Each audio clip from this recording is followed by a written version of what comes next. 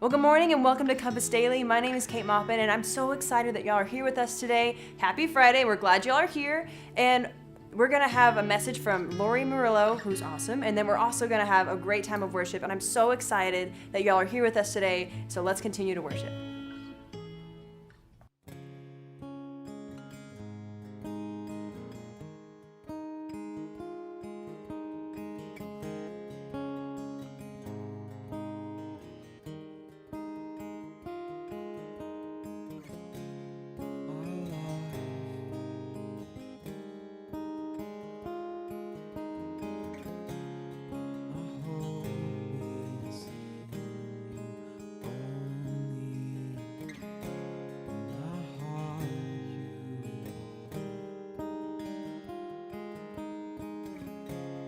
You made this sinner holy and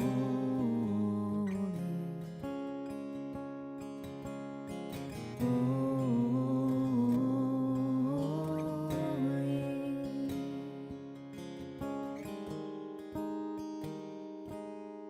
Your glory is so beautiful.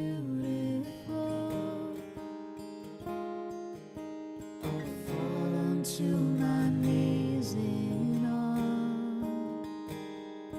and the heartbeat of my life is to worship in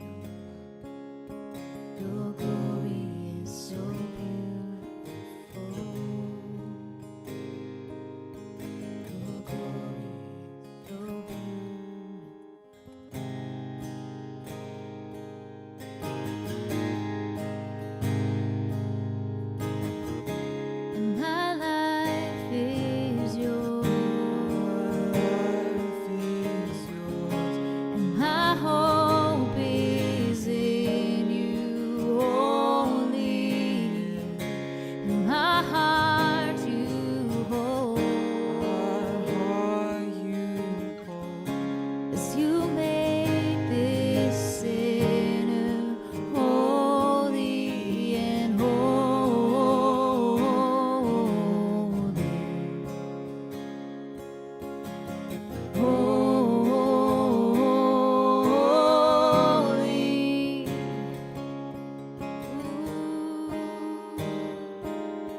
Your glory is so beautiful.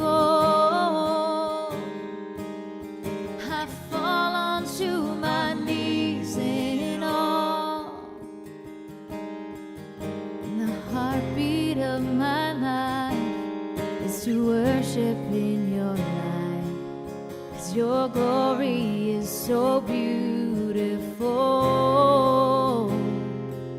'Cause your glory is so beautiful.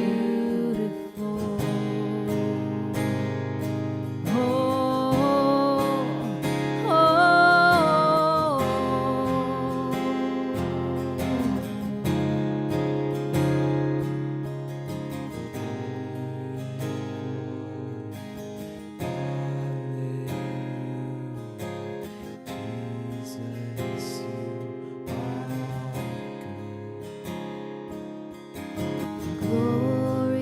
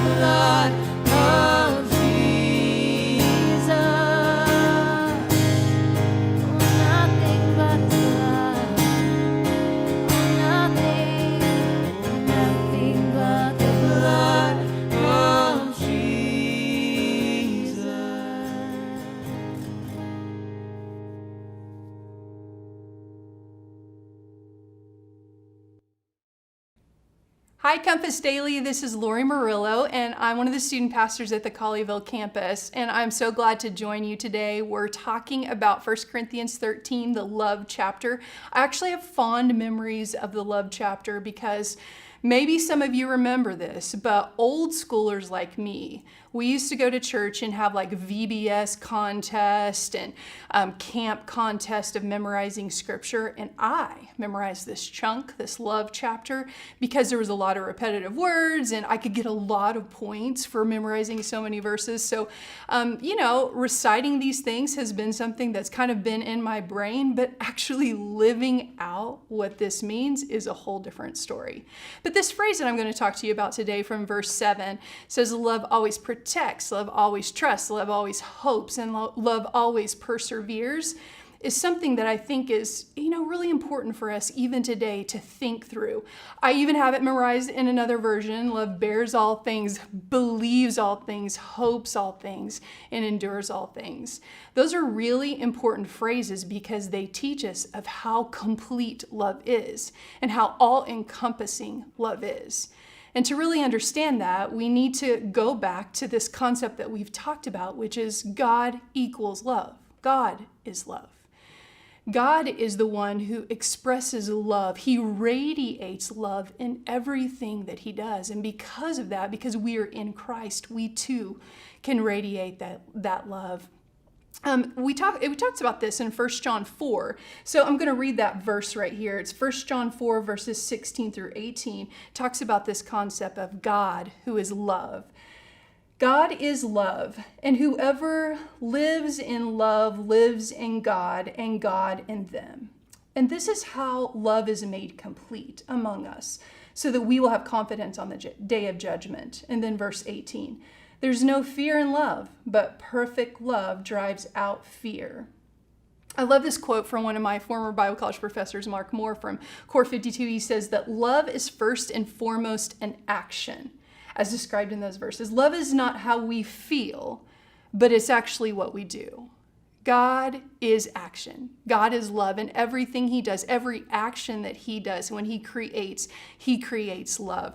But I think that verse in 1 John is really important for us to understand these particular phrases, to understand what fear exists in the way that we exhibit love. Like perfect love drives out fear. So in order to understand love, we need to understand what fear exists and how we can eliminate that fear so that we can live in the radiance of God's love and the love that he has perfected that we can mimic. So to understand this, we're going to kind of walk through those different phrases. And the first phrase there, let's just kind of take that slowly, that always protects. Love always protects. A couple of definitions of that is that love bears all things, or actually love puts up with everything. So that protection means that we put up with things. Another really beautiful definition of that is to put a roof over. And it figuratively means to cover something with silence, to endure something patiently. I want you to think about that phrase, always protects, and I want you to consider the relationship that you have with other people. So this first phrase, think about you and other people that you are in relationship with. What fear exists that keeps you from understanding and fully expressing that love always protects? Well, there's a really beautiful story of this definition that I gave about God love sheltering and actually covering something even with silence. And many of you will remember in December in 2012 when there was a shooting at Sandy Hook Elementary. I was a teacher in HEB at the time, and the stories that were coming out were so difficult and personal, especially for someone who was in education at that time. And I remember just all of our staff just weeping and praying and earnestly just confused by what had gone on, the evil that had taken place. But these beautiful stories started coming out. And there was one really special story from a teacher who's a special ed teacher named Anne Marie Murphy.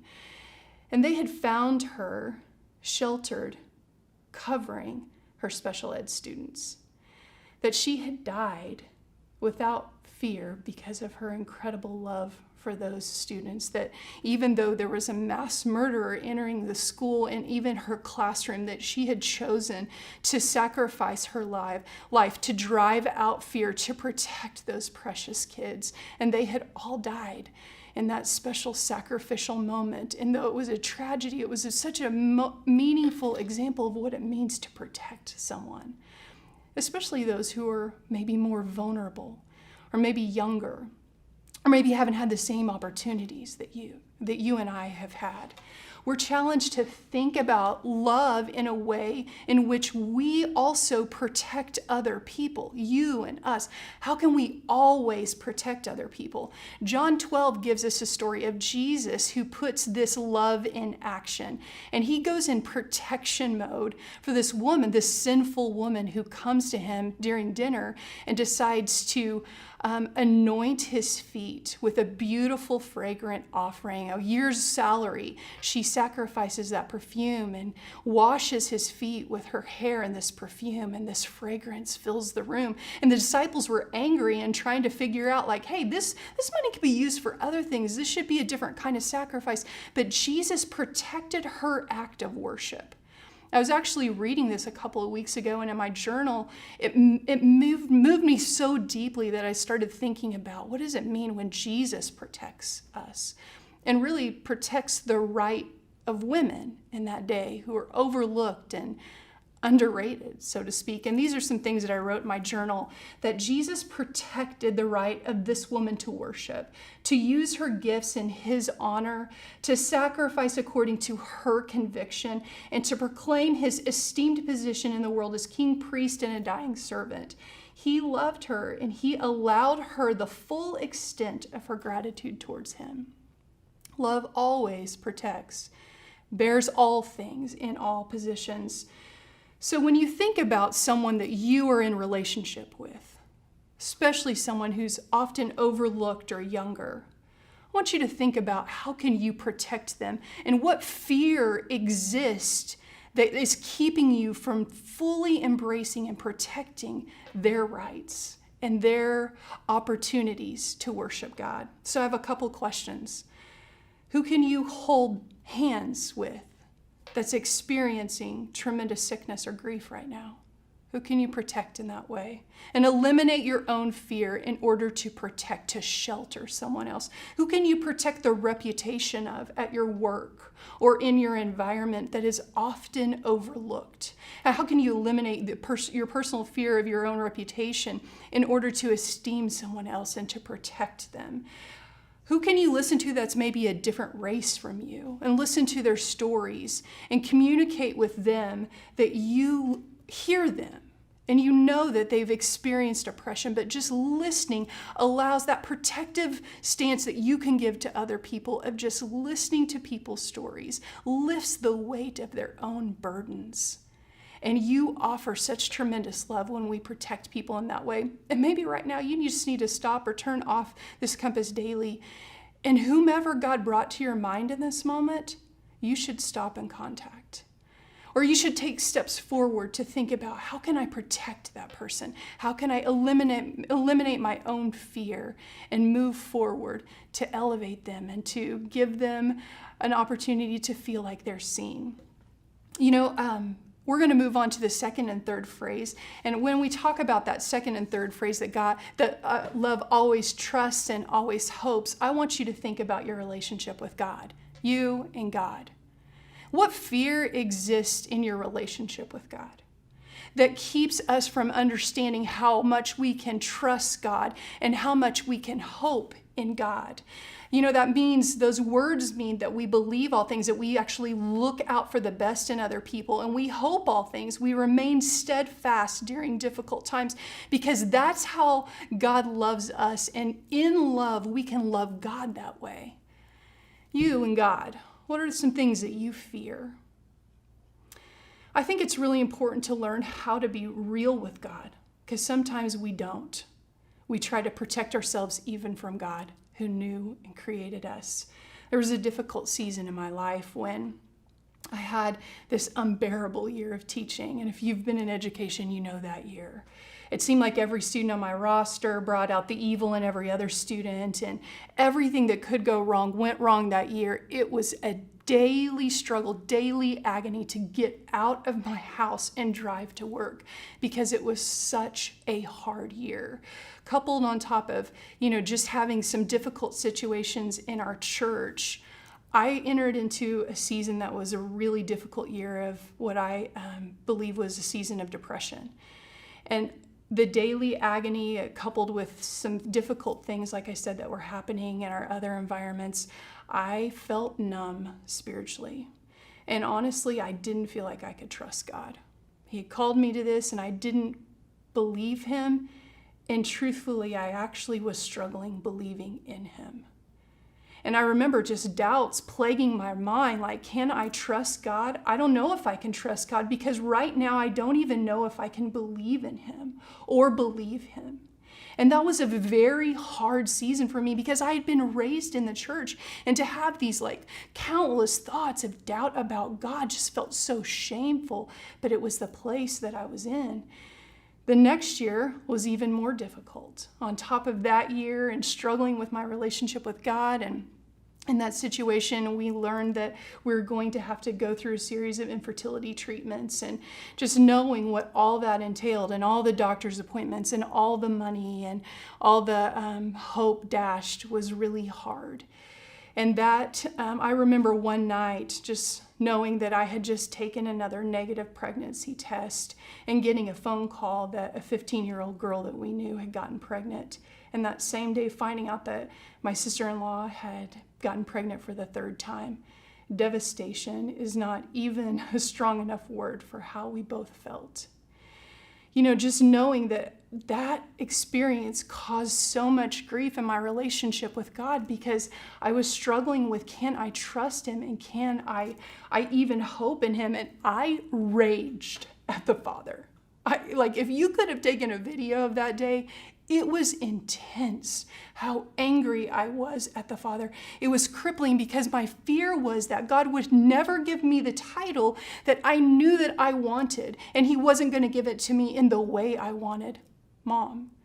And it was so hard to come to grips with that reality. But the more and more I raged at God, ironically, in times where I was even doubting his existence, the more I could feel myself crawling out of that spiral that I had been struggling with for over a year now.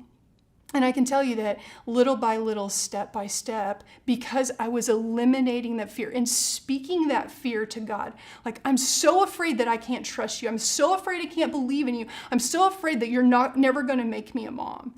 And saying those words helped me revive hope in God's promises that he's always trusted. He can be trusted. We can always be hopeful in him. We became so hopeful, in fact, even though we weren't pregnant, that we were excited about starting the process of adoption too. In fact, a month after signing the papers, we ended up pregnant. But in all of those experiences, Louie and I both struggled, but we learned so much about our relationship with God that he always loves us and we can trust and hope in him. And just to kind of finish off this phrase, always protects, always trusts, always hope, love always perseveres. That means that it never looks back, it endures without weakening. It means that to not flee a situation. And really in that situation that I was describing with infertility, that suffering taught me the best lesson ever, which was just to remain. And what I experienced with that was I had to have a relationship with myself and examine myself and say to myself, what do I fear? And what I feared most was the feeling of being imperfect and presenting myself to a crowd knowing that maybe I didn't have the same ideas or the same story as everybody else, and I didn't want to be seen as imperfect. And when I confessed that, it helped me take the next step. And God helped me endure, helped me to remain with our story and tell it. I had to answer questions from ignorant people and deal with that and experience that confusion and that frustration. I had to face real possibilities that the way I viewed things may not actually happen, and decided that I had to love myself deeply enough to take the next step, even if it was a painful one. And Christian brothers and sisters, I believe that we flee too early. I believe that we don't practice grit, that we don't stay in situations long enough to learn how loving God is, that He always protects us, always trusts, always hopes, always perseveres, and that we too can exhibit that kind of love. So I hope that that's encouraging to you, that as we grow in our faith and we acknowledge our fear, God grows and perfects the love in us so that we can share that with the people who we're in relationship with. And just to close on that quote again from my professor, Mark Moore, that love is first and foremost an action. Love is not how we feel, but it's what we do. So let's go and do and have love. Thanks so much for joining us. Thank you so much, Lori, for such a great message. And I wanted to say thank you for your continuous generosity. And I wanted to remind you that there are 3 ways that you can give. You can give online, you can give on the app, and you can also just text us. We are so thankful for you, and just thank you so much for all that you do for our church. I also wanted to remind you that Rooted registration is open, and that's on our Compass website, and we are so excited for y'all to be a part of that. It helps you to connect to God, connect to your church, and connect to your purpose. It is such a powerful experience, and I'm really excited for you to get to be a part of it. Thank you so much for joining us on Compass Daily this week, and we'll see you next week.